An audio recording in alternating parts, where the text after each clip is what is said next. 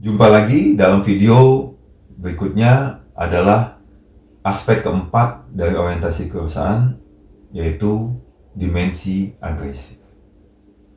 Nah, kadang kita susah membedakan apa itu proaktif dan apa itu agresif. Nah, di sini saya mau mengambil dulu pengertian yang dibangun oleh konsep orientasi kebiasaan. Agresif itu adalah memiliki keinginan yang kuat untuk berkompetisi dalam menghadapi tantangan dan peluang. Nah, kalau tadi atau di video sebelumnya, proaktif itu adalah berinisiatif, kemudian tidak menunggu dan mempunyai visi ke depan. Jadi kalau kita mau melihat perbedaannya adalah dari sisi internal dan eksternalnya. Proaktif itu bagaimana kita memaksa diri kita untuk selalu aktif, untuk selalu inisiatif, tidak menunggu, menjawab tantangan masa depan.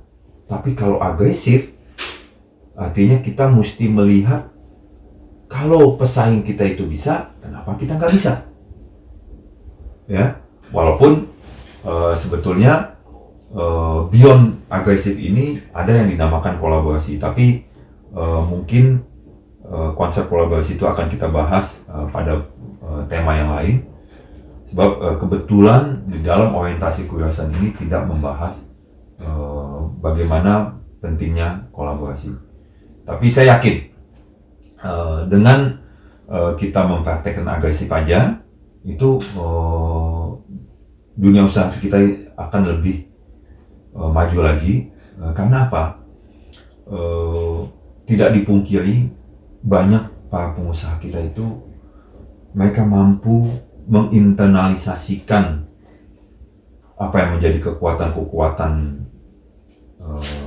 di dalamnya, tapi mereka kesulitan untuk mengeksternalisasikan apa yang menjadi peluang-peluang atau yang menjadi kemudahan-kemudahan atau yang menjadi support di dalam eksternal usahanya.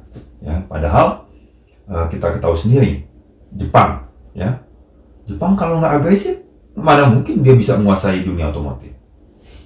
Apa bentuk agresifnya? Dia jual mobil-mobilnya ke Indonesia, dia jual mobil-mobilnya ke Amerika. Bahkan Jepang itu tidak ego, walaupun Amerika itu juga punya produksi mobil, Jepang bersedia bekerja sama. Ya, Jepang bersedia mengikuti gaya hidupnya. Ya, kalau saya perhatikan mobil Amerika itu kan lebih kepada mobil-mobil yang gede gitu kan. Nah, itu Jepang juga tidak ketinggalan dalam memproduksi mobil gede. Kita lihat station wagon punya mobil Jepang itu juga sudah masuk ke dalam pasar-pasar Amerika. Nah, ini adalah bentuk-bentuk agresif mereka. Nah, kebalikannya Amerika menjual IT-nya. Ya, kalau misalnya di Amerika itu menggunakan bahasa Inggris, tapi mereka mampu produk IT-nya itu dalam berbahasa Cina, dalam berbahasa Jerman, dalam berbahasa Belanda, ya, atau dalam berbahasa Rusia. Baik mulai dari keyboardnya sampai kepada instruksi-instruksi di dalam program-program. Nah, itu kan menunjukkan agresivitasnya. Begitu juga kalau kita temukan produk Android. Ya, di Indonesia kita hanya menemukan alfabet Latin. Tapi kalau kita ke Korsel, itu tools mereka itu alfabet Korea. Kalau mereka ke Cina, mereka alfabet Cina. Ya, demikianlah mereka agresif dalam rangka merebut pasar mereka. Sehingga mereka itu tidak terkungkung dengan potensi internal. Ya, kita perhatikan, setiap ada produk Amerika itu, walaupun dilahirkan di Amerika, tapi menjadi produk dunia. Ya kan? Setiap ada produk Jepang, walaupun asal usulnya di Jepang kayak Toyota, Honda, Mitsubishi, menjadi produk dunia. Toshiba Apa slogannya? Dunia mengakuinya, ya kan? Kemudian ada lagi yang slogannya connecting people.